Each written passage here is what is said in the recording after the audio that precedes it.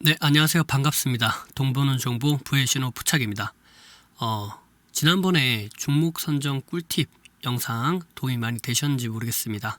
제가 유튜브에 이렇게 종목 선정에 대한 꿀팁 영상 여러 가지 올려드렸는데 최근에 이렇게 두 가지 올려드렸었죠. 그래서 아직 못 보신 분들은 이 진짜 좋은 영상이니까, 그리고 꿀팁 많이 있으니까 꼭 보시길 바라겠고요. 그리고 여기서 다뤘던 내용도 서로 연관성이 있고 많이 연결되니까요. 네, 같이 보시면 좋을 것 같습니다. 자,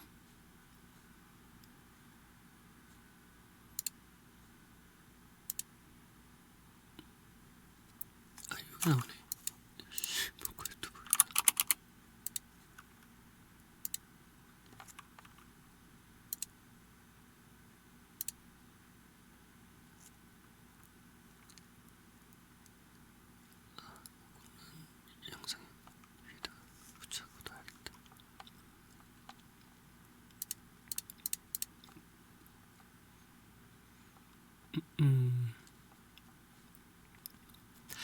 네, 자, 그래서 오늘은 많은 주식인들이 보고 매매하는 이동평균선에 대해서 말씀드려보고자 합니다. 자, 이동평균선이 무엇일까요? 자, 이동평균선은 말 그대로 주가의 평균값을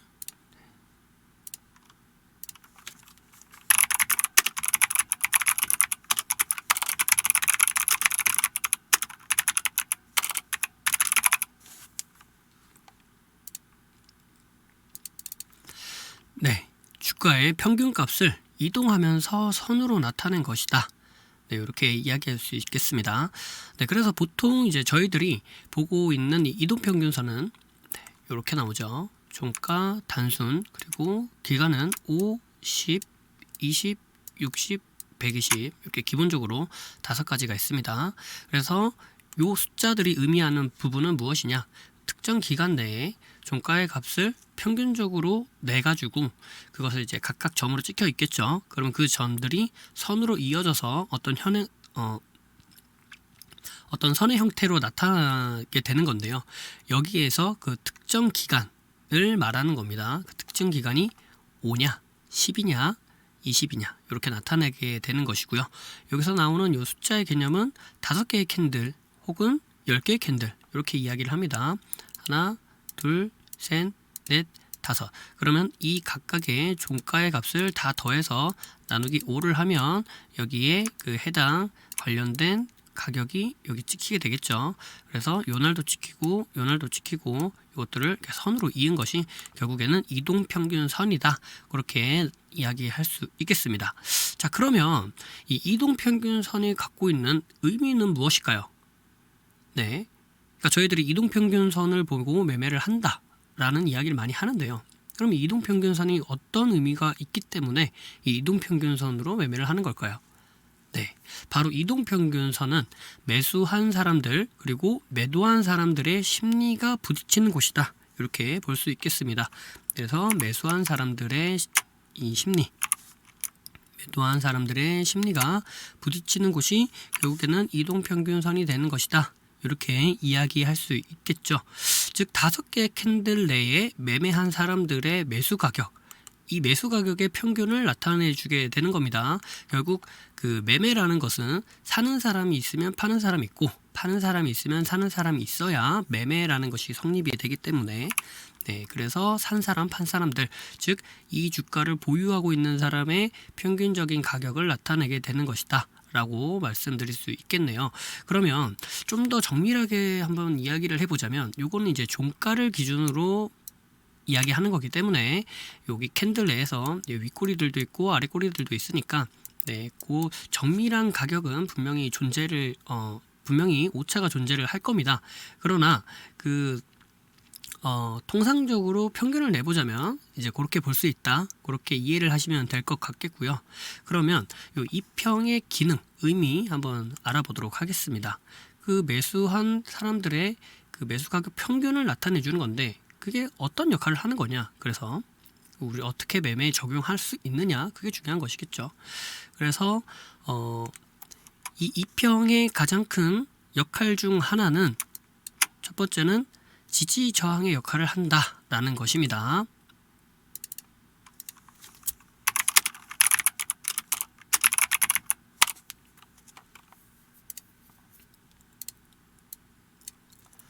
네, 그래서 그 역할 첫 번째, 지지 저항의 역할을 한다라는 것이죠. 자, 이 지지 저항의 역할을 어떻게 하는 것일까요?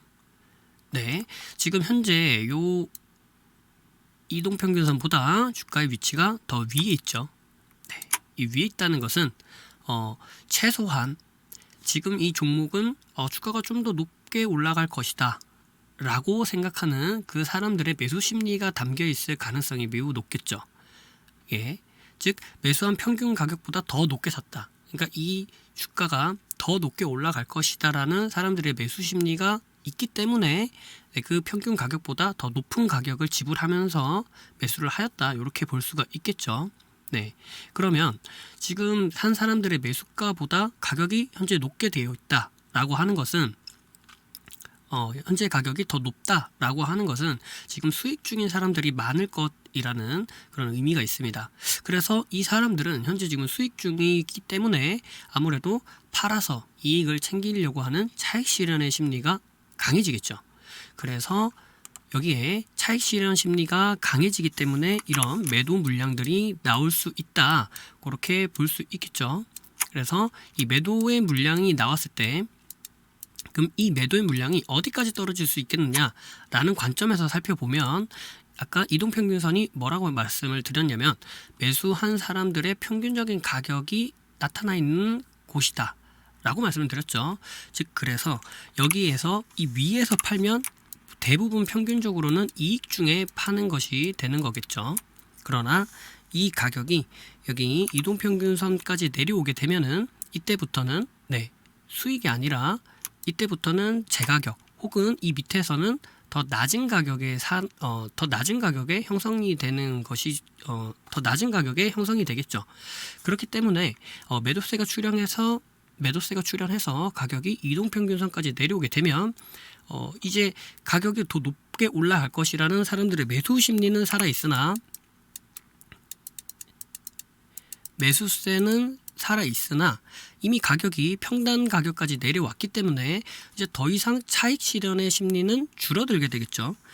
네, 차익을 봐서 이익을 실현하고자 하는 심리는 줄어들게 되고 이 매수세는 살아있기 때문에 이 이동평균선이 결국 지지의 역할을 할 수 있게 된다, 그렇게 볼 수 있겠습니다.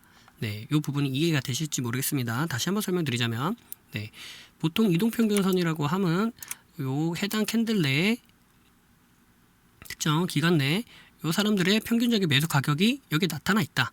그리고 지금 주가가 이동평균선보다 위에 있다는 것은 사람들의 매수세 심리가 아직 살아있는 구간이라는 것을 말하고 있고요.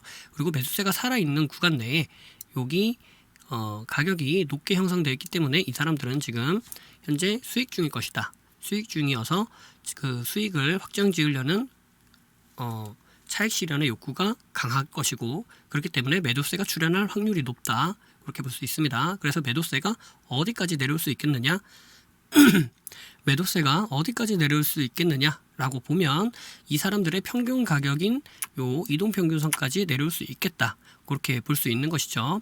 네, 그래서 이 이동평균선까지 가격이 내려오게 되면 이제 사람들의 차익 실현의 욕구는 줄어들게 될 것이고요. 그렇기 때문에 이동평균선의 이 평균 가격 내에서 지지가 받아질 가능성이 높다, 그렇게 생각하시면 되겠습니다.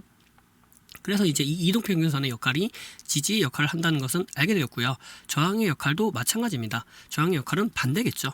네, 캔들이 이 이동평균선보다 아래에 있을 때 이 사람들의 평균 가격이 여기에 형성이 되어 있었으니 이 자리에서 만약에 올라오게 되었을 때 여기에서 이렇게 저항을 받을 가능성이 생긴다.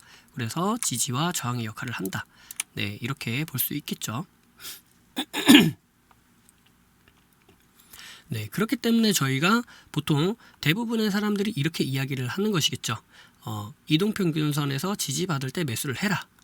그리고 이동평균선에서 저항을 받을 때 매도를 해라. 이렇게 이야기를 할 수 있게 되는 걸 겁니다.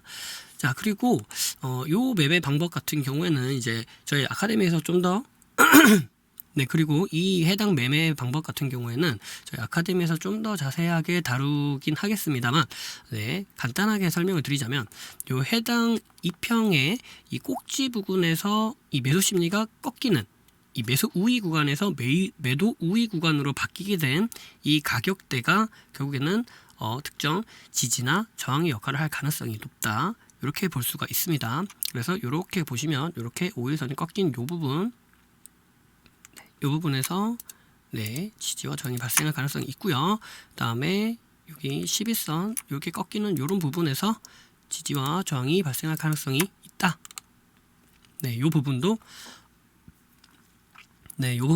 차트를 보시면서 좀 참고해 보시면 매매할 때 많은 도움이 되실 거라 생각이 됩니다. 자, 그리고 앞서 말씀드린 바와 같이 이동평균선보다 가격이 높게 형성되어 있으면 상승의 의지가 강해진 상태라고 말씀을 드렸습니다. 자, 그래서 주가를 따라서 이동평균선은 계속 상승하게 되는 거겠죠. 자, 무슨 말이냐? 요 이동평균선보다 가격이 높게 형성이 되어 있습니다. 즉 사람들의 매수세가 지금 매수의 심리가 들어와 있다. 이렇게 판단이 될 수 있겠고요. 그리고 주가의 가격이 이 심리를 따라 계속 상승하면서 이 이동평균선은 같이 따라서 올라가게 되어 있다. 즉 이 이동평균선의 두 번째 기능입니다.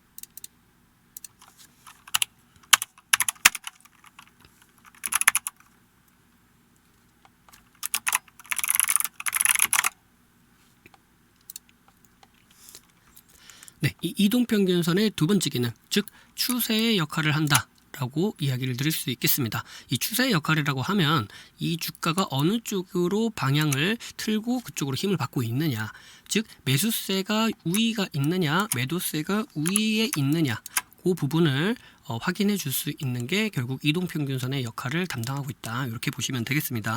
그래서 여기서 보시면 네, 이 방향이 위로 향하고 있죠. 우상향하고 있다. 그럼 주가는 우상향할 가능성이 있다. 그리고 요 수치에 따라 이 낮은 가격부터 더 높게 가격이 형성이 되어 있으면 요거를 정배열이라고 말을 하고요.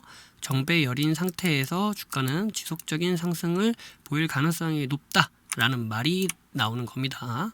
왜냐하면 단기간에 5일이니까 0부터 4까지 5일이 되겠죠. 그래서 이 5일 안에 주가가 그만큼 급등하게 상승을 했다. 빠르게 사람들이 매수세를 가지고 상승했다. 즉 단기간에 장기간보다 단기간에 더 상승을 많이 했다. 이 5일 10일보다 이 20일 요 기간보다 요때 5일 10일 안에 더 많이 상승을 했다. 그래서 이렇게 정배열이 형성이 되는 것이겠죠. 반대로 역배열인 경우에는 반대의 경우가 되겠죠. 이렇게 역배열인 경우에는 이런 식으로 됩니다. 단기적으로 빠르게 빠지면 이렇게 이동평균선이 역배열을 보여주면서 이렇게 주가는 계속 하방을 보이게 되는 겁니다. 그래서 이런 역배열 상태, 즉 이 이동평균선이 아래로 이렇게 내려가고 있으면 주가는 지속적으로 내려갈 가능성이 있다. 이렇게 추세의 역할을 하고 있다. 힘의 방향을 나타내 준다. 그렇게 보실 수 있겠죠. 자, 그리고 또 하나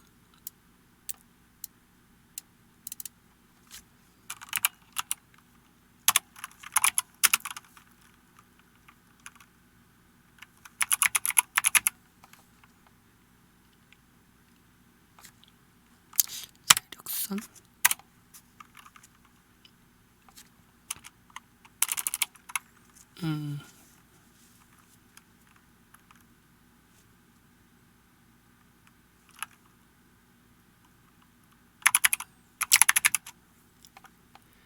세력선이라고 하죠.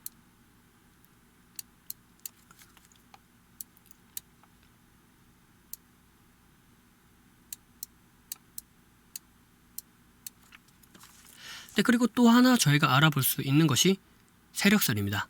자, 이 세력선은 저희가 어떻게 알아볼 수 있느냐? 혹자들은 요 5이평을 뭐 단기 2평 그리고 20선을 세력선, 이거를 업항선, 뭐 경기선 이렇게 이야기를 합니다만, 제가 말하는 이 세력선은 이런 것을 의미합니다. 자, 어떤 것을 의미하느냐? 자, 현재 주가를 한번 보시면 이 주가가 여기에서 이렇게 5선을 타고 이렇게 올라갑니다. 그죠? 그리고 5선을 깨고 5선에서 저항을 받고요. 그 다음에 이렇게 내려오다가 어떻게 되죠? 11선을 깨고 내려가서 여기에서 11선, 5선, 요 10선과 5선을 이렇게 지지저항을 받다가 다시 한번 깨고 내려옵니다. 그래서 다시 한번 5선을 저항을 받고 10선에서 지지를 받고 5선을 타고 다시 한번 오릅니다. 자, 여기서 제가 20선, 60선, 120선 이야기를 했나요? 네, 이야기를 안 했습니다. 즉, 여기에서부터 이 종목은 지금 5선과 10선의 영향력 안에 있다. 이렇게 이야기할 수 있겠습니다. 네, 그 부분 이해되셨나요? 네, 지금 이 종목은 5선과 10선 안에 영향력이 있다. 이렇게 이해를 해볼 수 있겠고요. 이 5선과 10선, 즉 이 5선과 10선에서의 지지 저항을 유심히 봐야 한다. 그리고 이 추세를 한번 유심히 봐야 될 필요성이 있다. 이렇게 판단해 볼 수 있겠죠. 그럼 이 세력선이라는 말의 진짜 의미는 무엇이냐? 세력들이 사용하는 이동평균선이 있습니다.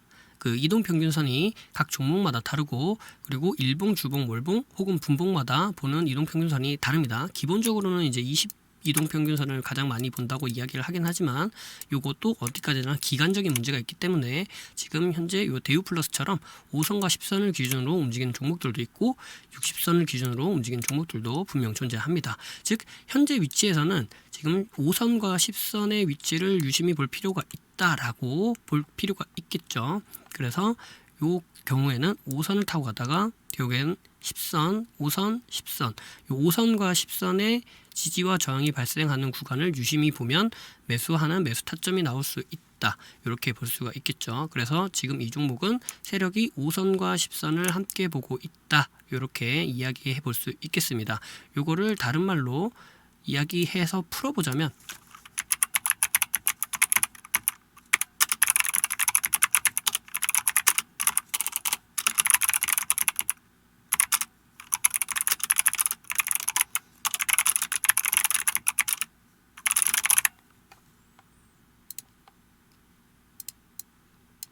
자, 이렇게 이야기해 볼 수 있겠습니다. 특정 이평이 저항을 받으면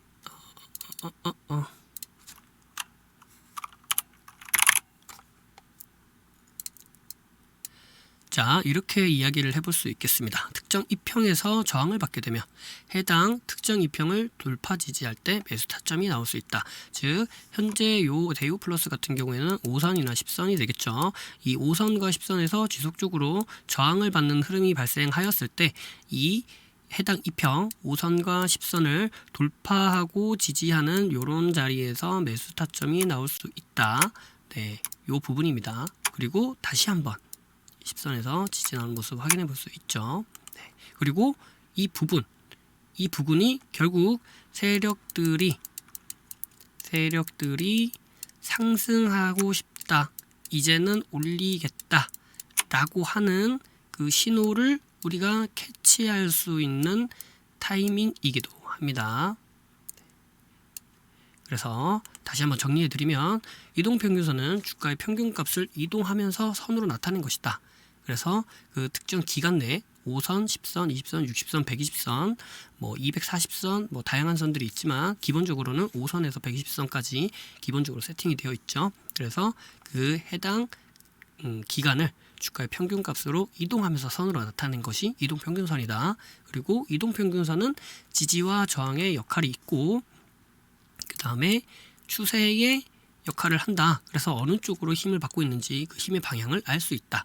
그리고 요 세력선, 특정 이평에서 저항받으면 그 해당 이평을 다시 돌파 지지할 때 그때 매수 타점이 나올 수 있다라는 부분 꼭 기억해 주셨으면 좋겠습니다. 네, 그리고 추가적인 부분을 설명을 좀 드리자면, 보너스 팁으로 설명을 드리자면, 저희가 저번에 지저스 말씀을 드렸었죠. 이 지저스가 무엇을 이야기했느냐? 지지, 저항이 반복적으로 나오는 곳이다 라는 이야기 드렸습니다. 기억나시죠? 그래서 여기에서는 지저스가 어디가 될까요? 네, 지저스가 이런 구간이 됩니다.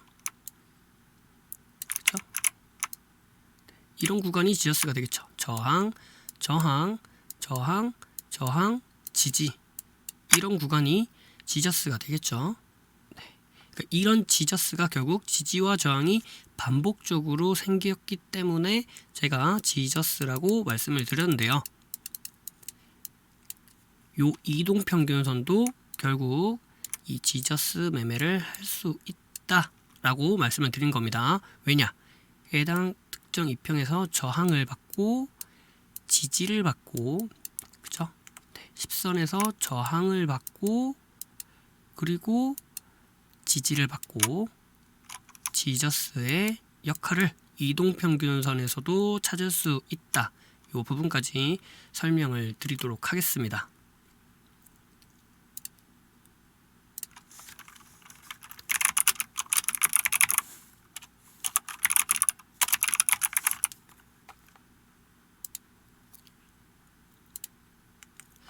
네, 저희 부의 신호포차 카페와 블로그가 있습니다.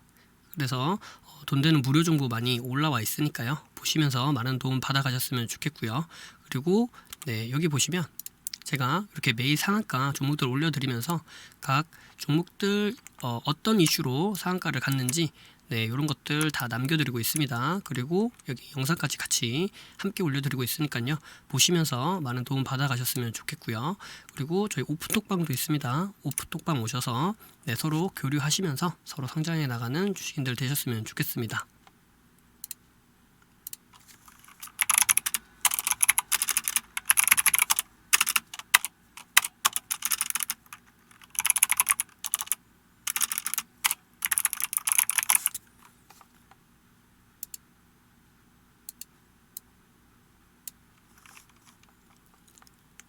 네, 그리고 유튜브 구독, 좋아요, 네, 그리고 댓글까지 남겨주시면 감사하겠습니다. 네, 그리고 알림 설정을 하시면 저희 영상 누구보다 발빠르게 좋은 정보 얻으실 수 있으니까요. 꼭 알림 설정까지도 부탁드리겠습니다. 여러분들의 구독과 좋아요 그리고 댓글, 이 사랑과 관심, 애정이 저에게 큰 힘이 됩니다. 그래서 그 힘 받아서 더 좋은 영상 만들도록 하겠고요. 특히 댓글 남겨주신 분들에게 수익 잘 내시라는 의미로 긍정의 응원 메시지 제가 팍팍 실어서 드리도록 하겠습니다. 오늘 영상 여기까지 하도록 하겠습니다. 감사합니다. 사랑합니다. 부의 신호포착이었습니다.